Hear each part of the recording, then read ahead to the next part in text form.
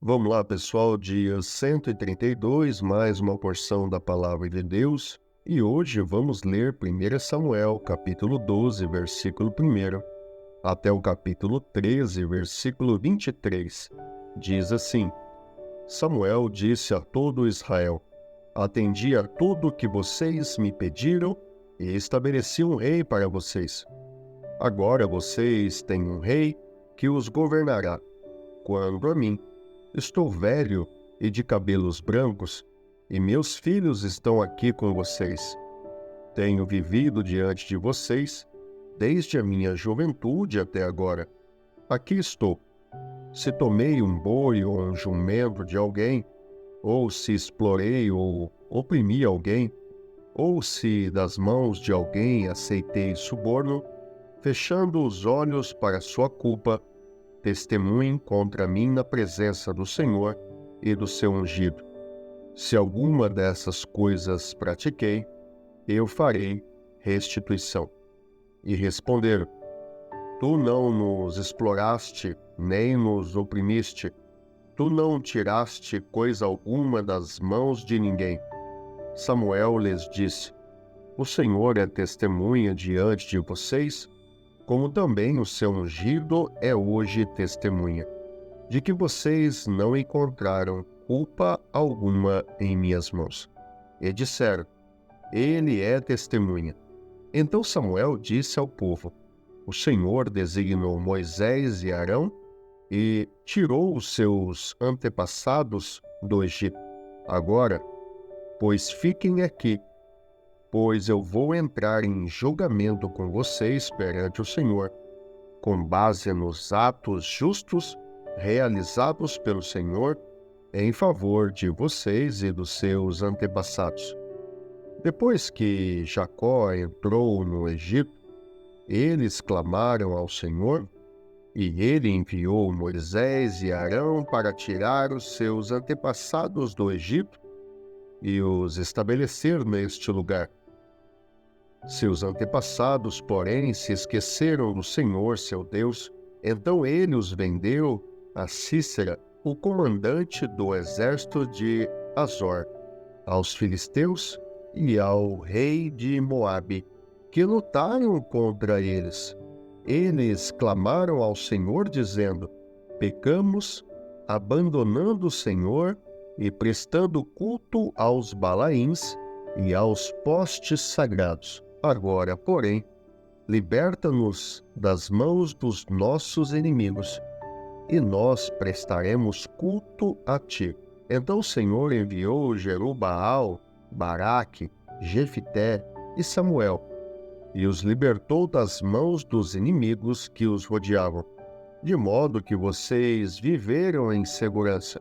Quando, porém, vocês viram que Naás, rei dos Amonitas, estavam avançando contra vocês, me disseram: Não, escolha um rei para nós, embora o Senhor, o seu Deus, fosse o rei.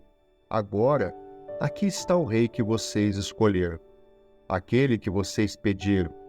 O Senhor deu um rei a vocês. Se vocês temerem, servirem, obedecerem ao Senhor e não se rebelarem contra suas ordens, e se vocês e o rei que reinar sobre vocês seguirem o Senhor, o seu Deus, tudo irá bem a vocês. Todavia, se vocês desobedecerem ao Senhor e se rebelarem contra o seu mandamento, sua mão se oporá a vocês da mesma forma como se opôs aos seus antepassados.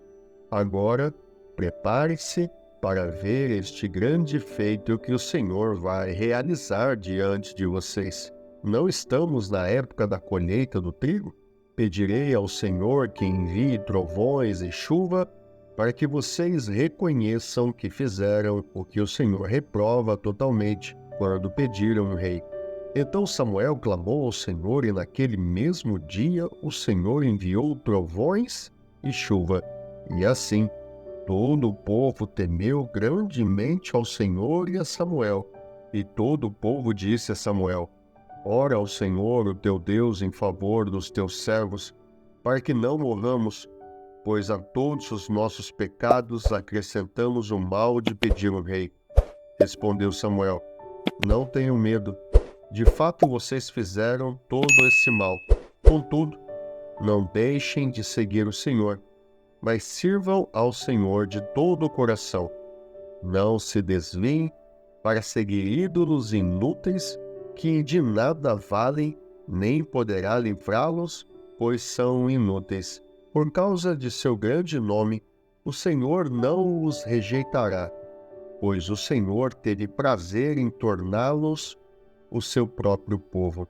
E longe de mim esteja a pecar contra o Senhor, deixando de orar por vocês. Também ensinarei a vocês o caminho que é bom e direito. Somente temam ao Senhor e sirvam a Ele fielmente de todo o coração, e considerem as grandes coisas que Ele tem feito por vocês. Todavia, se insistirem em fazer o mal, vocês e o seu rei serão destruídos. Saul tinha 30 anos de idade quando começou a reinar e reinou sobre Israel 42 anos. Saul escolheu 3.000 homens de Israel. 2.000 ficaram com ele em Miquimás e nos montes de Betel, e 1.000 ficaram com Jonatas em Gibeá de Benjamim. O restante dos homens ele mandou de volta para suas tendas. Jonatas atacou os destacamentos dos filisteus em Gibeá, e os filisteus foram informados disso. Então Saul mandou tocar a trombeta por todo o país, dizendo: que os hebreus fiquem sabendo disto. E todo Israel ouviu a notícia de que Saul tinha atacado o destacamento dos filisteus, atraindo o ódio dos filisteus sobre Israel. Então os homens foram convocados para se unirem a Saul em Gilgal. Os filisteus reuniram-se para lutar contra Israel com 3.000 carros de guerra, 6.000 condutores de carros e tantos soldados quanto a areia da praia. Eles foram a Miquimás, a leste de Bet-Avém, e lá acamparam.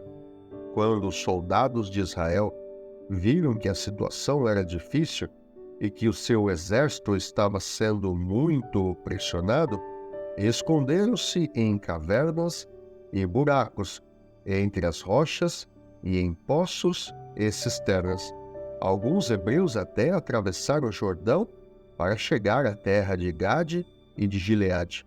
Saul ficou em Gilgal e os soldados que estavam com ele tremiam de medo. Ele esperou 7 dias, o prazo estabelecido por Samuel, mas este não chegou a Gilgal.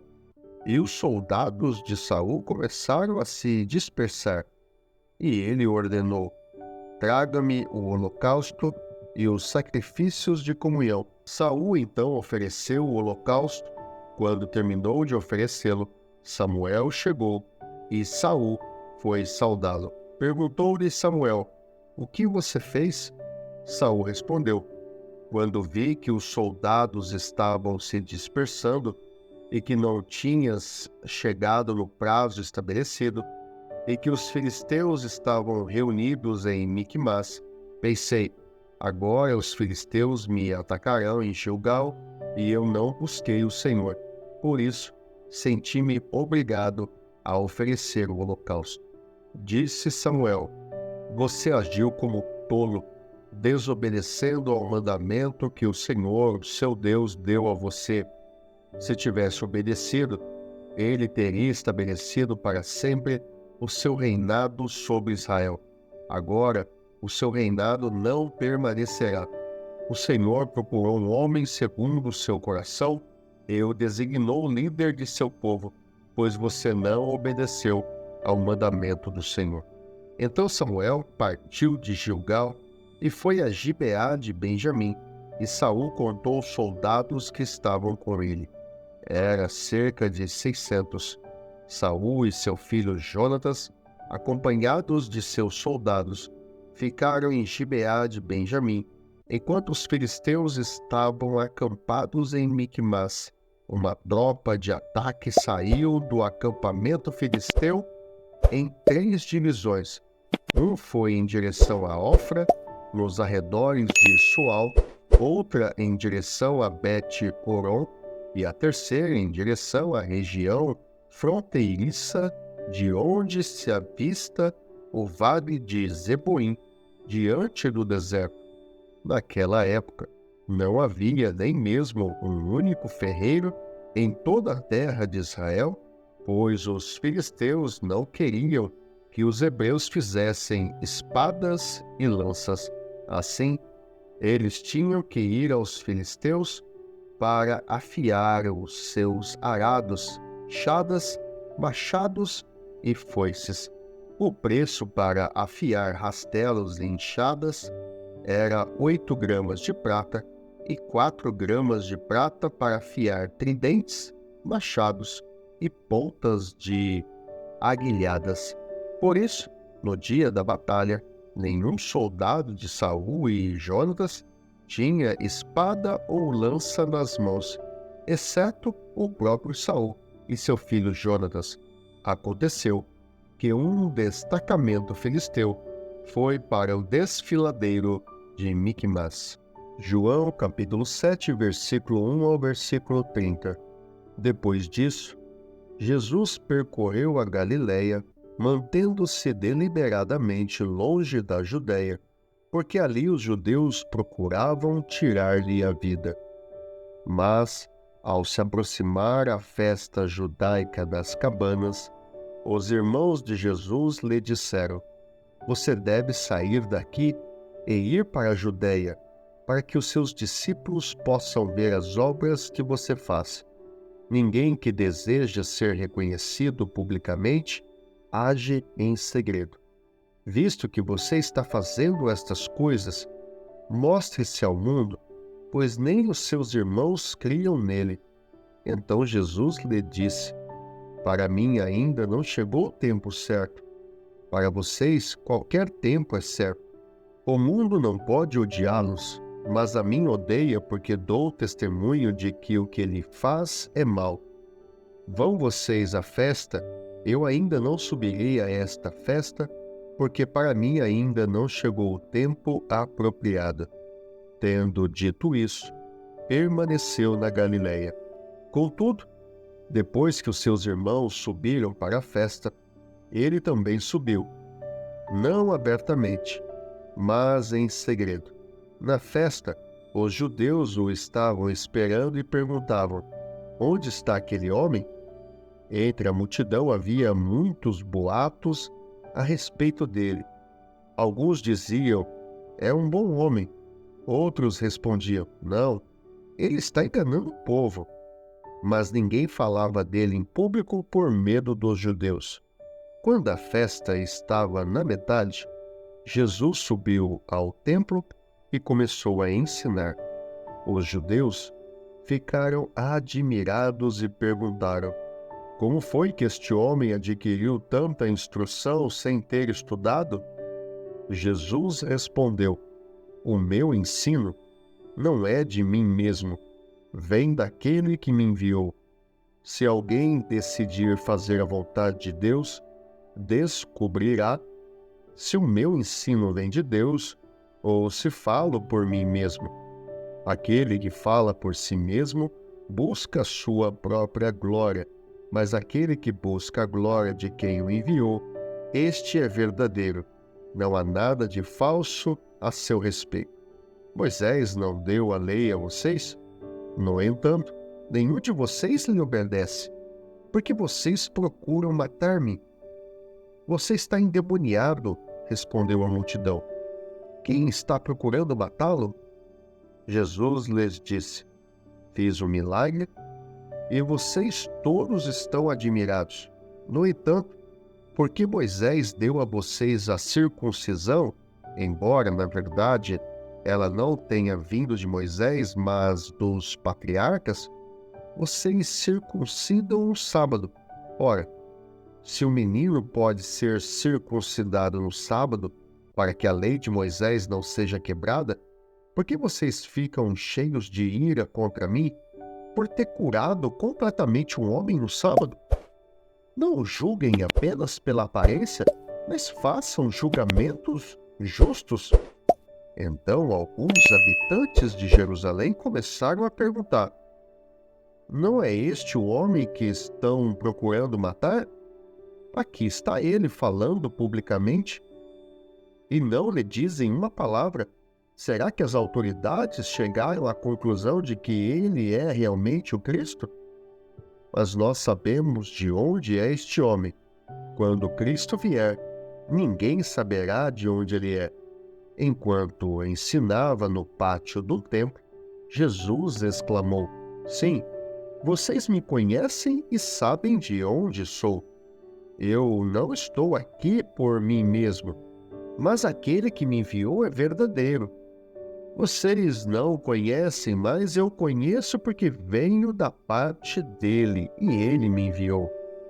Então tentaram prendê-lo, mas ninguém lhe pôs as mãos, porque a sua hora ainda não havia chegado. Salmo 108, versículo de 1 a 13. Meu coração está firme, ó Deus. Cantarei e louvarei, ó glória minha. Acordem, harpa e lira, despertarei a alvorada. Eu te darei graças, ó Senhor, entre os povos.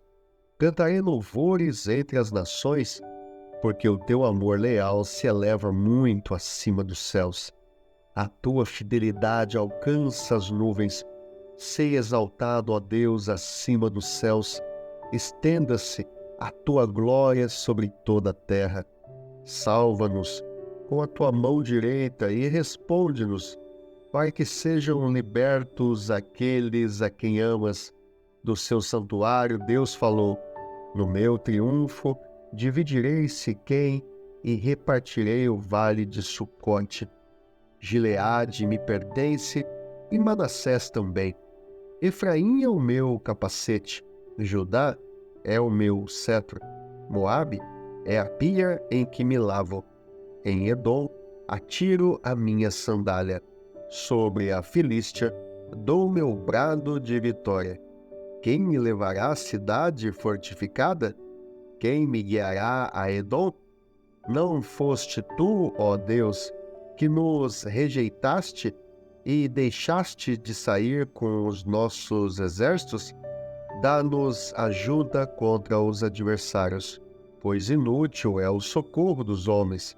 Com Deus conquistaremos a vitória, e Ele pisará os nossos adversários. Provérbios, capítulo 15, versículo 4. O falar amável é árvore de vida, mas o falar enganoso esmaga o espírito. Louvado seja Deus. E esse foi o dia 132 da porção da Palavra de Deus.